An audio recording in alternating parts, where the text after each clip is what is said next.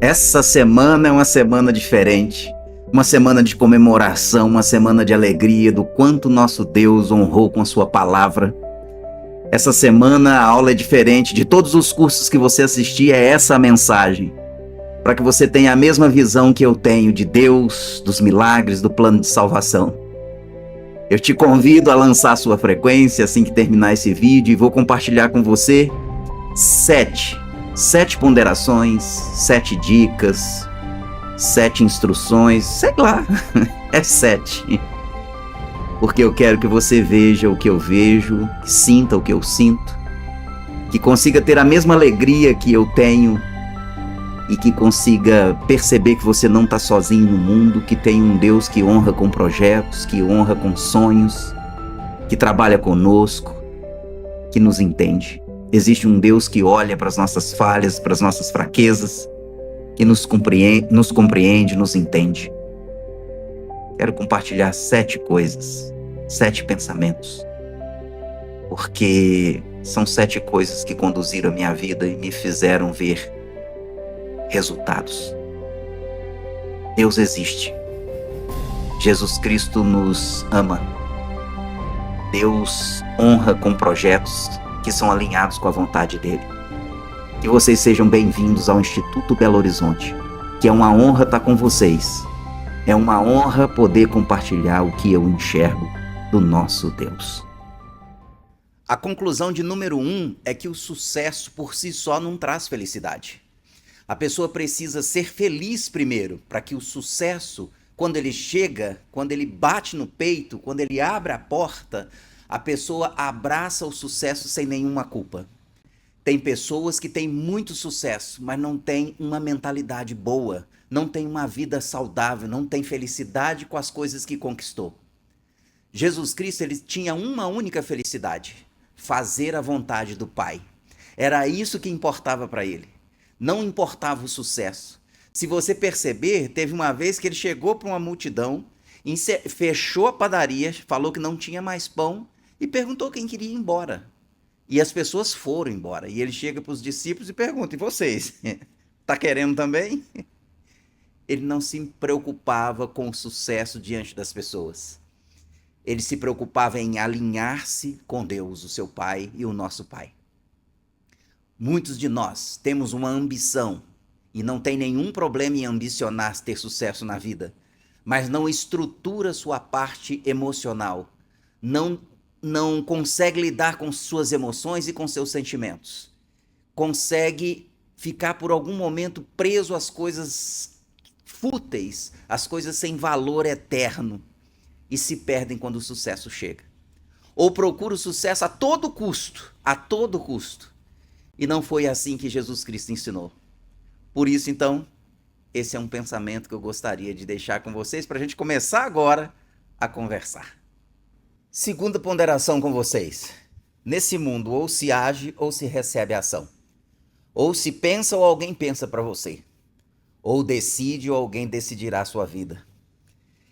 Aquela questão de ficar parado esperando com que as coisas aconteçam não funciona, não dá certo. Nós nascemos como seres pensantes. Nós nascemos para agir. Uma das coisas mais interessantes do ser humano é que quando o Senhor estava lá fazendo o mundo, fazendo todas as coisas, que tudo estava pronto, ele pede para que nós tivéssemos então agora domínio sobre essas coisas. Que a gente dominasse, que a gente as nomeasse. É assim que funciona. Nós precisamos tomar decisões e as decisões, elas precisam ser tomadas a cada dia. Cada dia, pequenas decisões precisam ser tomadas e isso vai moldando o nosso caráter. A cada decisão a gente vai crescendo. E o mais interessante de tudo, não tem problema errar. Errar e pecado são 2 coisas totalmente diferentes. E o erro, desde que não seja prejudicial a outra pessoa, nós precisamos errar. E quanto mais errarmos, mais quer dizer que eu estou agindo, que eu estou escolhendo, que eu estou me posicionando diante do mundo. Jesus Cristo fazia isso todos os dias. Onde ir, com quem falar, o que dizer, como expressar, quem curar. Era assim a vida dele, diária, uma decisão por dia. Ou decidimos, ou o diabo decide para nós. Ou decidimos, ou alguém decide no nosso lugar. Ou escrevemos a nossa história, ou alguém pega a sua caneta, a sua própria caneta, e escreve a sua vida e nós nos tornamos coadjuvantes na vida do outro. Ou nós implementamos o nosso roteiro de vida, ou nós colocamos o nosso posicionamento de viver, ou então alguém nos coloca como um simples e mero empregado, um simples e mero participante do jogo da vida. Ou eu e você escolhemos alguma coisa, ou alguém escolherá algo que dê vantagem a ela. E não importa os nossos sentimentos, não importa quem somos no mundo, não importa o que viemos fazer. Ou eu me posiciono, ou alguém se posicionará ao seu bem-estar. Cada um tem uma tendência de pensar em si mesmo. E se eu não pensar em mim e construir a minha vida, outra pessoa construirá a sua própria. E eu e você deixaremos de existir. Ou agimos ou recebemos a ação. É um dos maiores ensinamentos que nós aprendemos com o livro de Mórmon.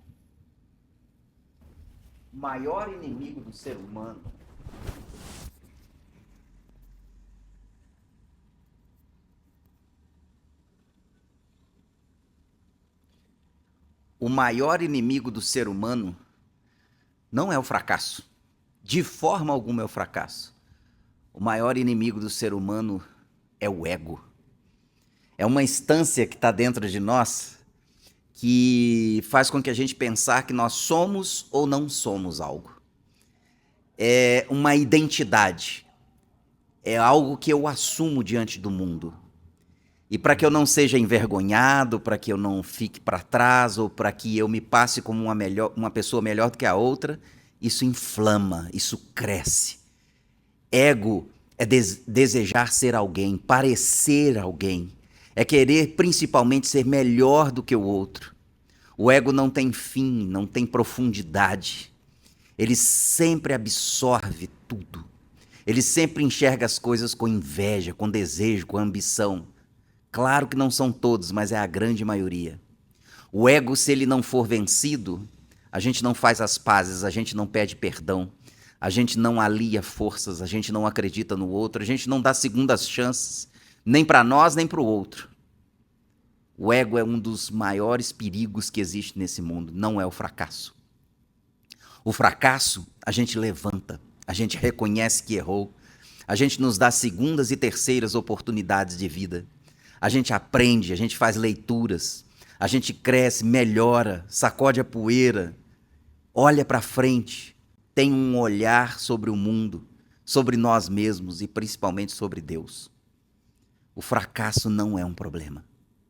O nosso problema é o nosso ego, de tentar se impor mais alto do que o outro, de tentar aparecer nos momentos em que a gente precisava simplesmente ficar tranquilo num canto parado, ou em silêncio. O ego não nos permite se calar. O ego não permite com que a gente raciocine, pense. O ego, ele precisa se manifestar, gritar, xingar, elevar a voz, se impor, mostrar quem é, mesmo que aquilo não reflita a verdade. Não é você. Você sabe que não é você. Eu não sou eu. Sei que não sou eu. Mas eu me imponho. Coloco uma máscara. Não sou transparente. Precisa prevalecer a minha vontade. Aquilo que eu ambiciono ser e que ainda não sou. O ego trapaceia, o ego mente. O ego não tem felicidade. O ego nunca se satisfaz. Muitos dos problemas da nossa vida, não termos alegria nas coisas simples, é ego. Porque nunca é o suficiente, nunca é o bastante. Nunca, nunca e nunca.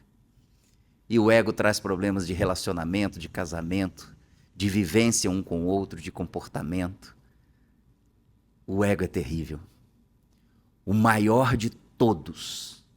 Aquele que poderia ter o maior ego, o ego da existência. Ele falou que ele não tinha nem onde reclinar a sua cabeça. Ele somente dizia: eu vim fazer a vontade do Pai. Quando sofria pressão, ele escrevia na areia algumas coisas para poder pensar.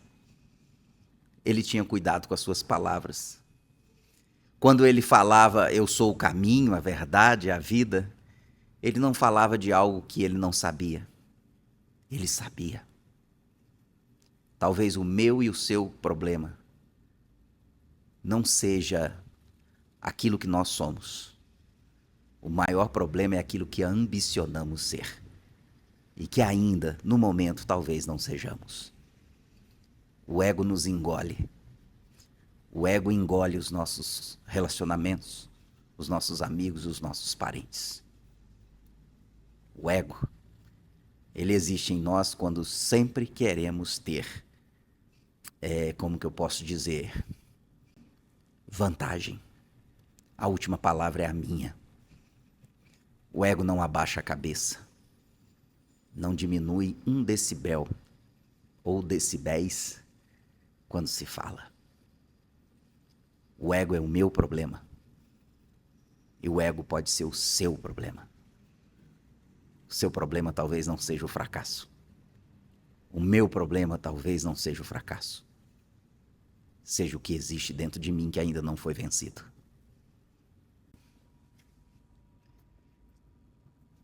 Nunca ignore as suas dores internas. Nunca esconda. Às vezes a gente tem a tendência de não querer ser vulnerável, mostrar as nossas fraquezas e as nossas dificuldades. E tem um outro grupo de pessoas que se vitimizam. Tudo ela reduz o seu esforço, a sua capacidade, tudo ela se posiciona no mundo de forma com que é vítima, com que é a pessoa mais maltratada, menos benquista de todo o século. Mas esse é um grupo à parte. Eu quero falar da vulnerabilidade, das dores, a dor da alma, a dor do fundo, a dor das fraquezas, aquela fraqueza que só eu e você sabemos. É aquela que nos causa vergonha, dor, desespero. Foi atrás desse tipo de pessoa, com esse tipo de dor, que Cristo foi atrás. Foi essas pessoas que Ele curou, que Ele estendeu a mão, que Ele disse: venha a mim, traz essas pessoas para mim que eu as curo. As nossas vulnerabilidades e as nossas dores, elas só precisam ser tratadas no lugar certo, com as pessoas certas. Nós precisamos aprender a lidar com as nossas dores, aquelas mais profundas da alma, confessando, dizendo, falando. As pessoas com quem nós amamos, marido, esposa, são as pessoas que precisam saber dessas nossas dificuldades, das nossas dores, dessas nossas fraquezas. Líderes do sacerdócio, talvez você pode procurá-los também para falar dessas coisas, que muitas das dores foram causadas por causa de pecados, de escolhas equivocadas, de grandes erros. Os nossos líderes do sacerdócio talvez vão nos ajudar com conselhos, direcionamentos. Por último, você pode procurar uma ajuda profissional para poder falar das coisas que mais doem. As coisas que nós escondemos, omitimos, que nós não temos coragem de dizer para absolutamente ninguém. Essas dores precisam ser expressadas. Senão elas vão assumindo algo dentro da gente. E nós então, como eu falei, ou nos vitimizamos, ou nós nos maquiamos, colocamos uma persona, uma máscara, e a gente se volta para o mundo de uma maneira que nós não somos. Se tem algo que Cristo não foi, foi fingido. Ele não foi desonesto. Ele era quem ele era, gostasse ou não gostasse. Ele chegava, se impunha, falava quem ele era, qual era a sua missão, de uma forma simples e aberta. Chamava a atenção de um no outro momento, curava o outro, mas ele sempre falava sobre o que ele pensava e de quem ele era.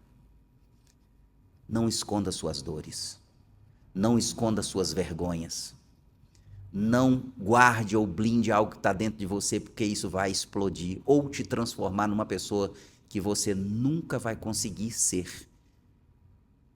Por favor, procure ajuda. Eu não estou dizendo que você precisa expor todas as suas fraquezas e as suas dores, porque são coisas que machucam muito. Mas existe um grupo seleto de pessoas que você vai se identificar e pode dizer. Nós não dizemos para todas as pessoas. Tem pessoas que podem prejudicar, que podem zombar das nossas dores. E isso não é de Deus. Isso não é bom. Fale de suas dores mais, dos seus fracassos mais profundos, das tristezas mais absolutas, das vergonhas que você carrega. Porque, sabe, eu sei que você tem vergonha. Eu sei que você carrega culpa. Eu sei, sabe por quê? Porque eu carrego as minhas. Mas nós temos um Deus no céu que morreu por causa dessas vergonhas e desses fracassos. Você pode começar, pelo menos hoje, em sua oração, expondo a Ele suas maiores dores, suas maiores tragédias, seus maiores conflitos, aquelas coisas que mais te consomem. Vinde a mim todos os que estáis cansados. Vinde a mim todos os que estáis envergonhados. Vinde a mim todos os que têm dores. Jesus Cristo foi chamado homem de dores.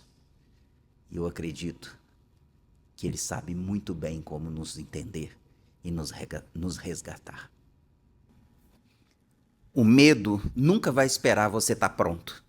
Nunca. Ele nunca espera. Nunca pense que você, quando estiver pronto, não terá mais medo. Jesus Cristo teve medo no jardim do Getsêmani. Jesus Cristo teve medo da solidão na cruz. Ele estava pronto, ele sempre esteve pronto.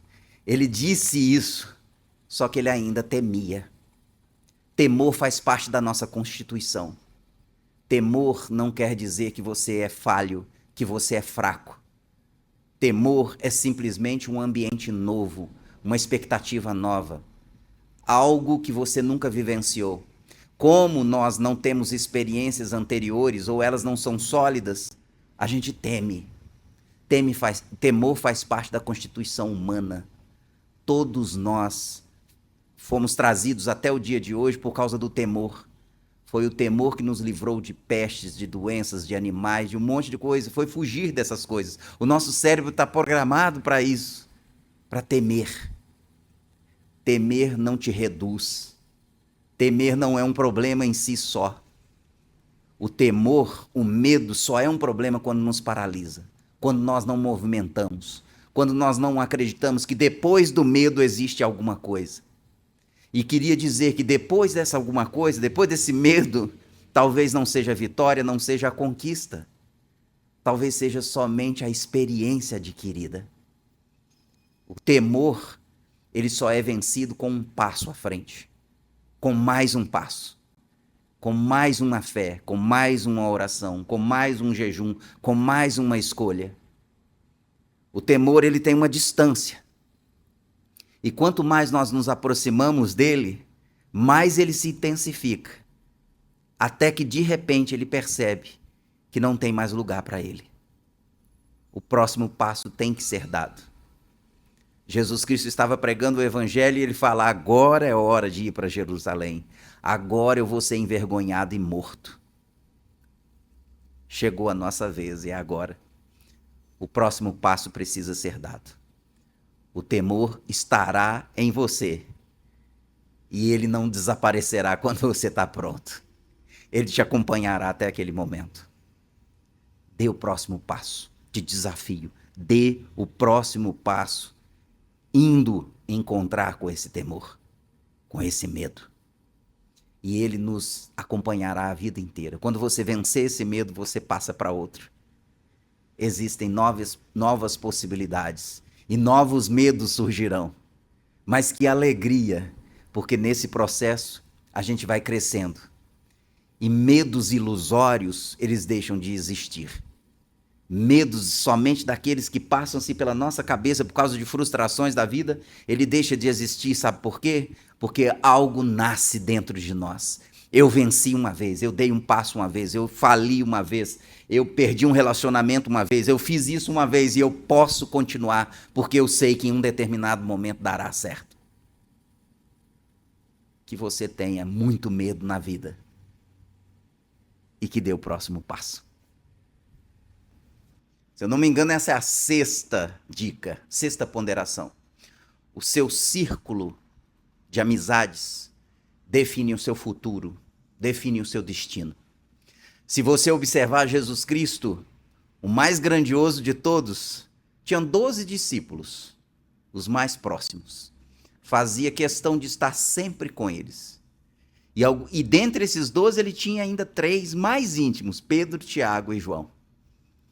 As nossas amizades, elas têm uma influência sobre nós. As pessoas com quem nós conseguimos lidar, conviver, elas moldam muito do nosso caráter. Algumas vezes nós nos reunimos com os membros da igreja e isso é necessário e isso é saudável. Porém, algumas vezes o nosso círculo de amizade é simplesmente para falar mal da vida alheia. É simplesmente para cada um ter uma doença pior do que o outro. Cada um a situação ser muito pior. É cada um lembrar das suas experiências as mais negativas e as mais tenebrosas. O círculo de amizade precisa ser aquele onde você e eu podemos ser a pessoa que nós somos. Que não exista nada que nos barre de ser nós, sermos nós, de falar o que falamos, do que passa no nosso coração. Se eu tenho um círculo de amigos no qual eu não tenho direito de falar das minhas vulnerabilidades, dos meus problemas, das minhas angústias, isso não são amigos. São pessoas com quem a gente convive. E essa forma de proceder nos prejudica. Avalie, porque eu tenho avaliado muito isso na minha vida. O círculo de pessoas que estão muito próximos de você, o que você fala, do que você ri, o que vocês comem e bebem juntos.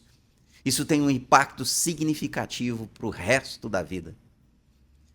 Algumas pessoas nos trazem muito maus sentimentos, despertam em nós o que tem de pior.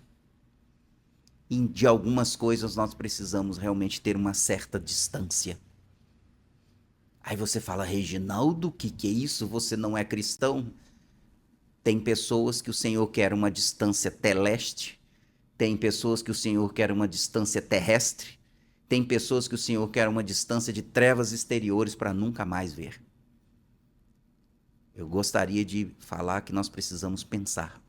Precisamos ser irmãos de todos, desejar o bem a todos, tratar todos da melhor maneira possível, educadamente.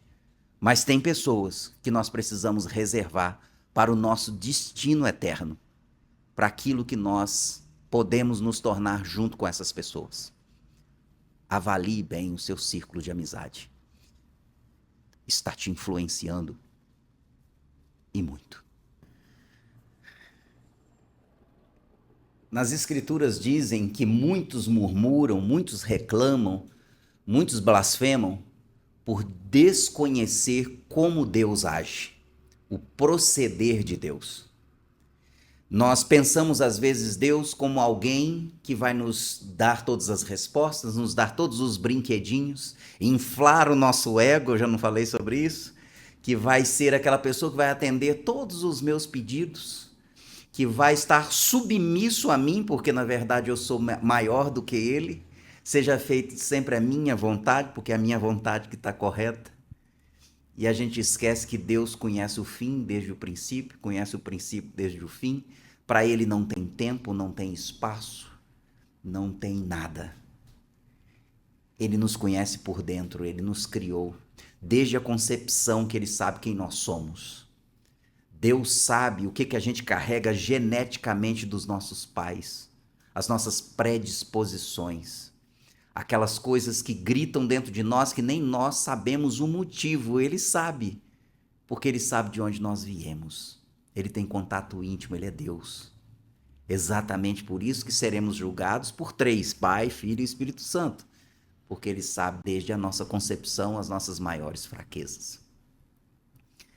E é por causa disso, por ser um Deus, por saber todas as coisas para sempre e eternamente, é que ele não nos brinda com os nossos caprichos.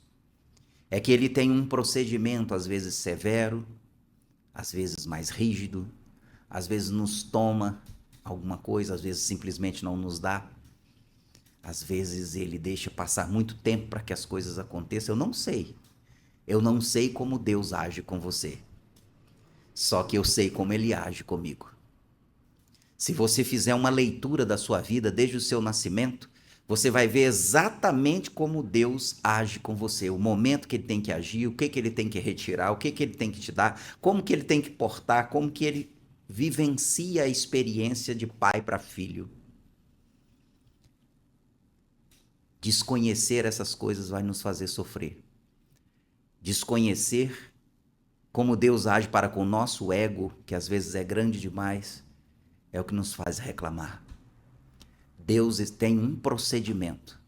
E como diz as Escrituras, a obra e a glória dele sempre é levar a efeito a imortalidade, a vida eterna. Ele nos ama.